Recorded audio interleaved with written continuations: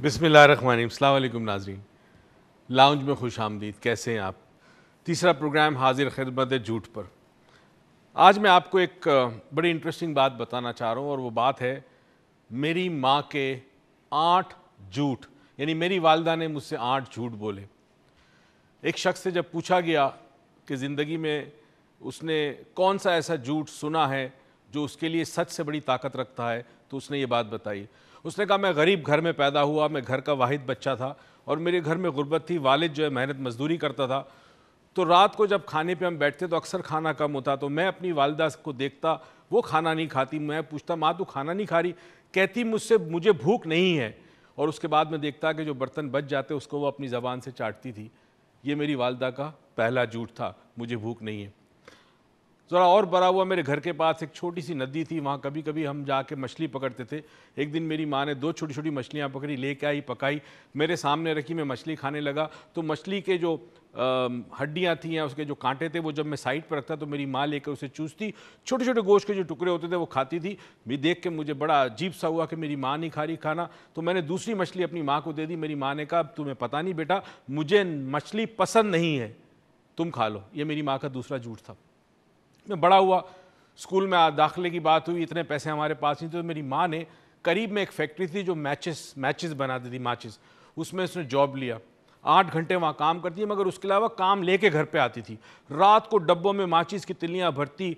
कभी कभी मैंने देखता था रात को उठ के कि मोमबत्ती जल रही है, उस मोमबत्ती की रोशनी में मेरी माँ जो है वो खाली डब्बों में माचिस की तिल्लियाँ भर रही है। मैं अपनी माँ के पास गया, मैंने अपनी माँ से कहा, माँ तू थक गई है, रात बहुत गहरी हो गई, तू सो जा। मेरी माँ ने कहा, मैं बिल्कुल नहीं थकी, मैं बिल्कुल ठीक हूँ। दूसरे दिन सुबह उसको बुखार आ गया। ये मेरी माँ का तीसरा झूठ था। मेरे फाइनल एग्ज़ाम हुए, शदीद गर्मियों में थे, मैं देखता था मेरी माँ आती और उसके हाथ में जूस होता था। एक दिन मैंने देखा बड़ी शदीद गर्मी, कई घंटे मेरी माँ खड़ी रही, मेरा इंतज़ार करती रही। जब मैं करीब आया, मेरे हाथ में ठंडा ठंडा जूस दिया। मैंने अपनी माँ को देखा, पसीना पूरे जिस्म पर था, बहुत शदीद गर्मी थी। मैंने अपनी माँ से कहा, माँ तू जूस पी ले, बहुत गर्मी है। मुझसे कहा, बेटा मुझे तो गर्मी नहीं लग रही। ये मेरी माँ का चौथा झूठ था।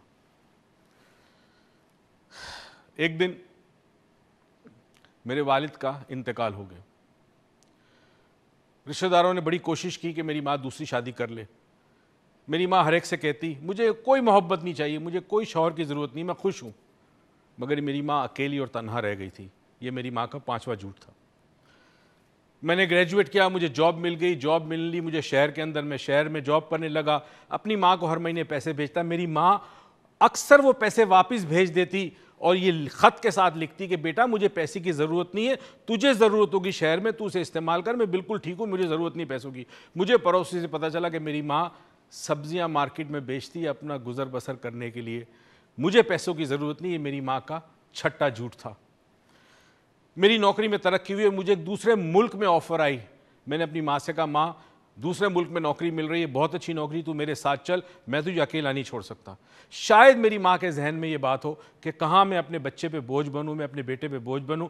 मुझसे मेरी माँ कहने लगी, इस घर में तू पैदा हुआ, इस घर में मेरी शादी हुई, मैं इस घर को नहीं छोड़ सकती, मुझे इस घर से बहुत प्यार है, तू बेटा जा अकेला, मेरी दुआएं तेरे साथ है, इस घर को मैं नहीं छोड़ सकती। ये मेरी माँ का 7वां झूठ था। कुछ साल गुजर गए, मुझे पता चला मेरी माँ बीमार है। मैं फ्लाई करता हुआ वापस आया, अस्पताल में गया, मैंने देखा मेरी माँ लेटी हुई है बिस्तर पर, उसे कैंसर हो गया था और शदीद दर्द और तकलीफ़ में मुब्तला थी। मैंने अपनी माँ का चेहरा देखा, कमज़ोर हो चुकी थी। मैंने कहा, माँ क्या हो रहा है, दर्द हो रहा है? मेरी माँ ने कहा, नहीं मुझे कोई दर्द नहीं हो रहा, I am not in pen, मुझे कोई दर्द नहीं हो रहा, मैं बिल्कुल ठीक हूँ। उसके बाद मेरी माँ का इंतकाल हो गया। ये 8वां झूठ था जो मेरी माँ ने मुझसे बोला और उसके बाद वो दुनिया से चल बसी। दोस्तों, बुज़ुर्गों और बच्चे जो ये प्रोग्राम देख रहे हैं, क्या ये झूठ था?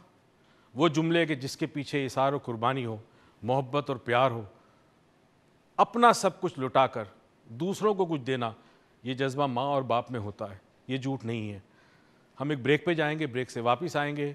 आज कोशिश करेंगे झूठ को समझने के लिए और ये भी कोशिश करेंगे कि झूठ को ख़त्म कैसे करें अपनी ज़िंदगी से। और अहद आज सबसे लूँगा जो इस प्रोग्राम को देखते हैं कि वो ज़िंदगी में कम से कम एक काम ऐसा करें कि जिससे झूठ ख़त्म हो जाए। ब्रेक पे जाते वापस आते, कहीं मत जाइए।